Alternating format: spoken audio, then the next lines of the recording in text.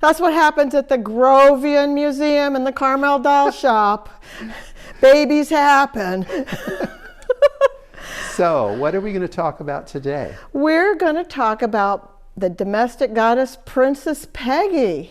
All right. I'm all ears You because primed? I don't know a thing about it. Well, I'm going to set aside the Fuller Brush cleaner upper here, and I'm going to pass the baby off to my help. So I can tell you about Princess Peggy. Okay. So we got to go back further in time, a bit before Princess Peggy, actually.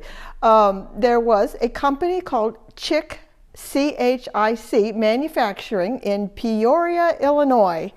And it was in the garment district of Peoria, and it was founded by a Jewish family. The owner was Saul Salzenstein, and they started out making aprons. And at one time they made the, the black aprons that clerks around the early 1900s would always wear in every store. They made all of them. They were ubiquitous. They were everywhere. So that was how they got started, making aprons for clerks in stores and for housewives, generic aprons. And they went on from there and they started making house dresses, day dresses.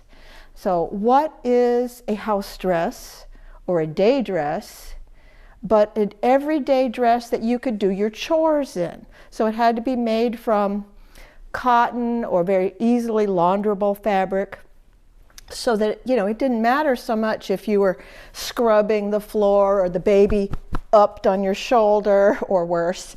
You could throw it in the wash, comes out, it's good to go.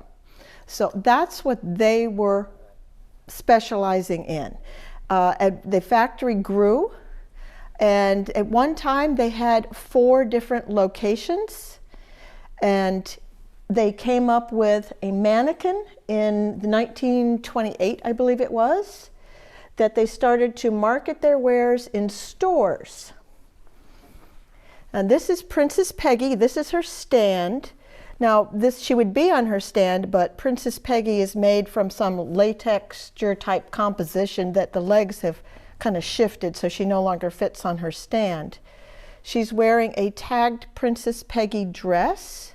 So that gives you an idea of the kind of garments they were making. And it looks like it's very well made. It's very well made. It is a little faded. She probably stood in a store window. The dresses were all, they would have tags on them, with the prices that they could order the dresses. The first round of dresses were $1 each. Wow. Yeah, think about that. Very affordable for your average housewife. And I noticed here that you have actually an advertisement for it. I have several advertisements for Princess Peggy, and they use that face as their logo. It's also on the tag, and I love the wee-waisted look. Oh, yes. And this is a little later in time because, look, this is now up to $2.98. Mm-hmm. I think around that time they had 3 price levels. It was $2.98. And you could order it? You could order it. Fun. And they actually had a crew of salesmen who went around, of 20 salesmen who went around marketing these to stores and probably would bring the mannequins and say, here's a mannequin, here's some samples. Countertop. Yes. Yeah. And I'm sure they were not the only company using countertop mannequins, but I think they were one of the only one that named their mannequin. They really branded it. Because it looks like here you have this very interesting 50 years. Right. Well, the company started in 1911. Okay. So this one, 50 years, you can do the math. Yep. That was, and I think the tag on her dress might have the 50-year logo on it. We'll look at that later. Fun. Okay. Now, I wasn't able to get any other tagged Princess Peggy dresses, but they do come available.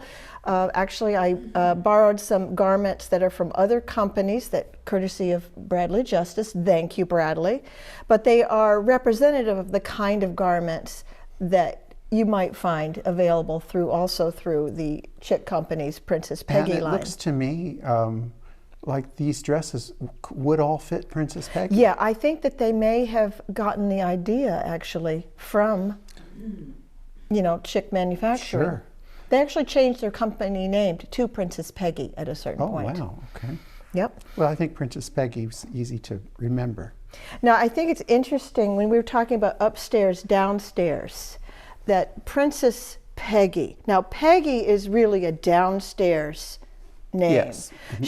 Peggy is the one doing the laundry. Peggy's the one using the carpet sweeper. She's Margaret, but we don't have enough Right. respect to call her Margaret. The one that's called Margaret, she lives upstairs and has her tea brought to her.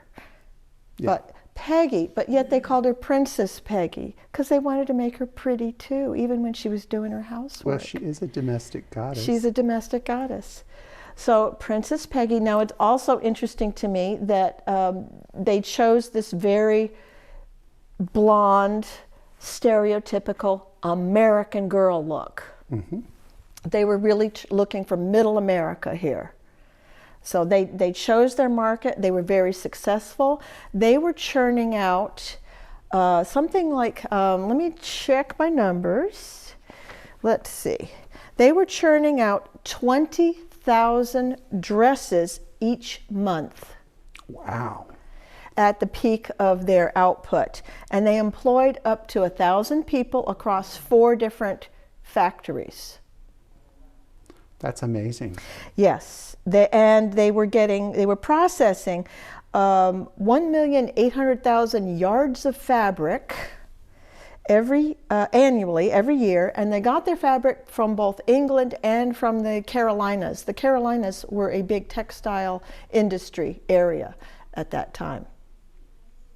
So a lot of the fabrics they used were mostly cotton, but they also used rayon. Again, washable fabrics for the most part. Big concern, really. And then along came McCall's, the pattern company. I know I haven't been able to quite figure out the connection between Princess Peggy Company and McCall's, but there definitely was one. I don't know if McCall's at some point bought them out. It's possible, but I haven't been able to quite. So if anybody knows, let me know, because that's put it in the comments. Yes, we'd love to hear. We would love to hear. But at some point, McCall's had this mannequin, one this size, 12 inches, that they called Peggy. That's really interesting. Isn't it? Yeah. Mm-hmm. And these, of course, were marketed towards children to teach them how to sew. And then other pattern companies, Simplicity, we have some Simplicity mannequins here, and I think Butterick had one also. They started all after Peggy, coming up with the same idea, marketing these sets.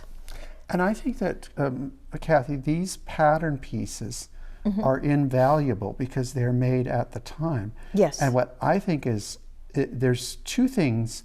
My takeaway of just looking at all of this is you've got, they call it miniature fashions here. Mm-hmm. They call it 12-inch mannequin here. Mm-hmm. And then we start to see this, which I think is really kind of thought-provoking, fashion doll. They're calling it a fashion doll. Yes. So this is really not meant to be a play doll in the sense of play. It's learning play. Exactly. And then we have more of that over here, I believe. Mm-hmm. So we say 12-inch fashion doll. So this is kind of... that was Simplicity, of course, their name for that. And of course, this led into a fashion doll mannequin. So you went from countertop mannequins leading into fashion doll mannequins for children. And that kind of, I think, had the impetus to flow into, of course... Lots of things. Lots of things that are very famous right now. That's right.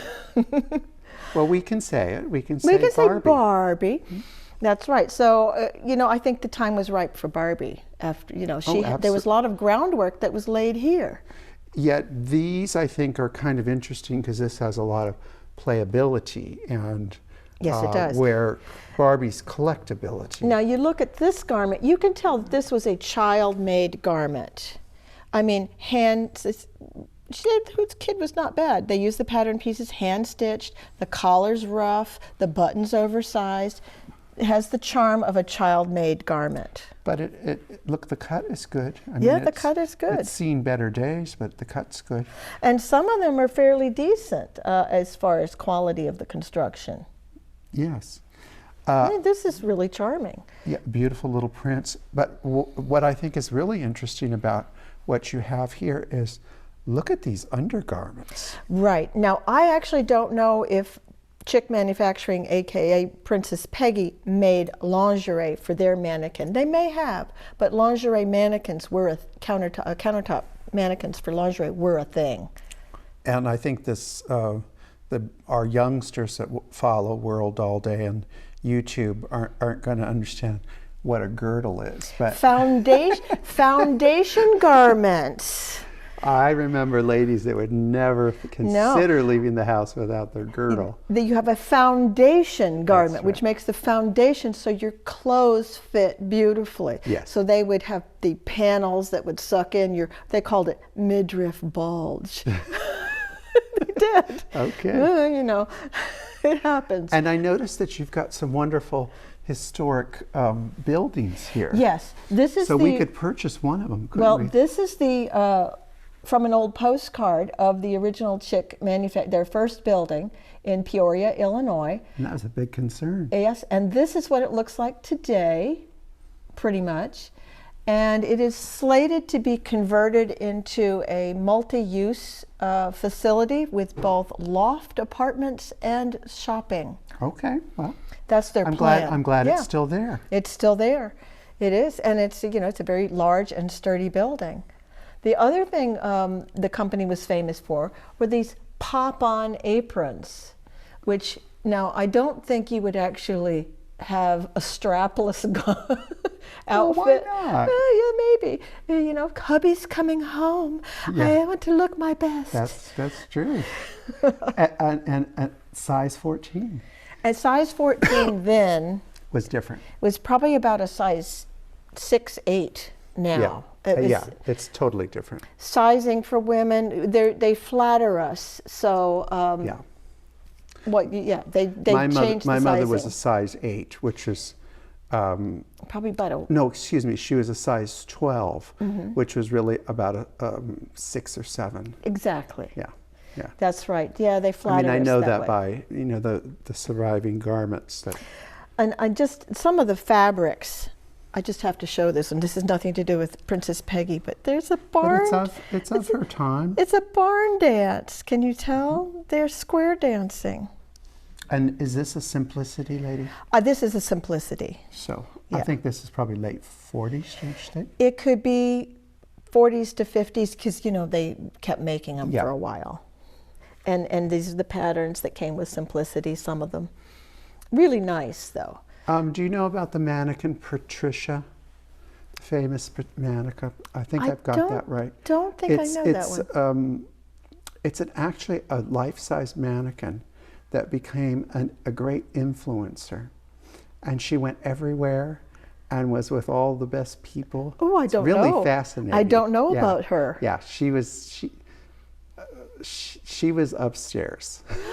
Well, these are hoi polloi ladies. Yeah. These ladies are pushing the brooms. Yeah, yeah. I mean, but still, the quality of the construction. I mean, even your everyday housewife, she was not putting on, jeans and t-shirt. She was putting on a dress. Well, I did not see my mother without makeup until she was probably in her 50s. Yeah. So it was a different kind of a standard then. And they did their hair. You'd get a perm, all of that. You had to look a certain way. Well, Kathy, I think this is a wonderful subject matter to study on. The company went out of business around 1975. Now, why do you think that happened? Having apparel made overseas? Well, that might have contributed to it, but I think basically it was a changing of the fashions. You think about this from the 60s, they had gone from maybe in the 50s to having maybe 1,000 employees. By the 60s, they were down to the mid 500s. And then along come different fashions, the 60s, the 70s, jeans, and people weren't decking out for their everyday life in dresses And every they day. didn't keep up with it. And they didn't keep up with it. Yeah. So Are you saying they ignored the pantsuit? they ignored the pantsuit. Yeah. They did. So unfortunately, Chick Manufacturing, aka Princess Peggy, they did go out of business at that time. And you know, I still wonder what the connection with McCall's is, because of course McCall's went It's on still and on- on. still around. And I have read online that McCall's owns the patterns of Princess Peggy, but they haven't released them. So Princess Peggy didn't, in that name from that company, make mini mannequins for kids, but McCall's did, and I think that there's some sort of close connection here. Well, that we'll look into that into the future, and we hope if the followers out there have any information that they put it in the comments and share it, because the more we all know, the more fun we have. Now I do want to show you the label inside this dress, Okay. but I'll have to disrobe her. Do we want to give her a moment of privacy while I do that? Let's give her a moment of privacy. I think that's only right to a lady of her time. This is Princess Peggy disrobed so that you could see the label inside. Again, commemorating their 50th year from 1911, so 1961 this would be. You know, they even did pockets, even on the sample. Look at that. That's fantastic. One pocket. I like a dress with pockets. Well, they're very helpful. You could see, of course it's faded. It would have been much brighter. But the construction, even in this, is quite nice. As you pointed out, very nice top stitching. Which is not easy to do. The rickrack, And the buttons. the buttons, everything matching. And I think it'd be fun to try to collect up the Princess Peggy dresses. Very fun. And I know that there are some sites online that have pictures of an array of them, because there were a wide variety of styles. And they do turn up periodically for sale, sometimes described as doll dresses. But yes, you can find them occasionally.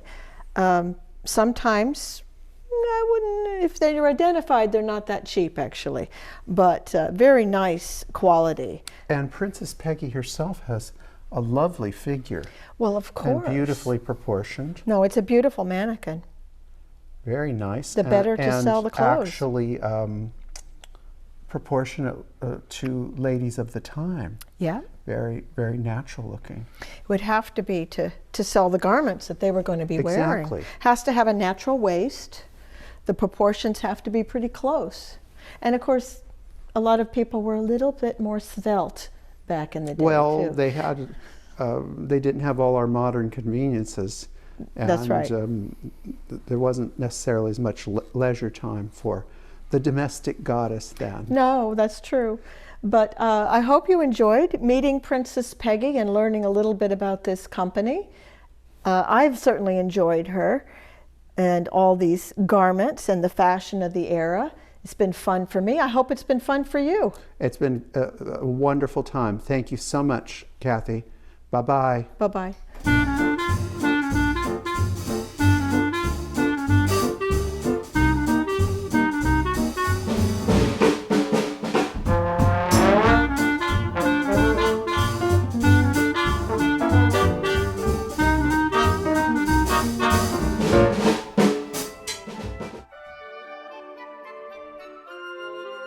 Remember to like, subscribe, and hit that notification button.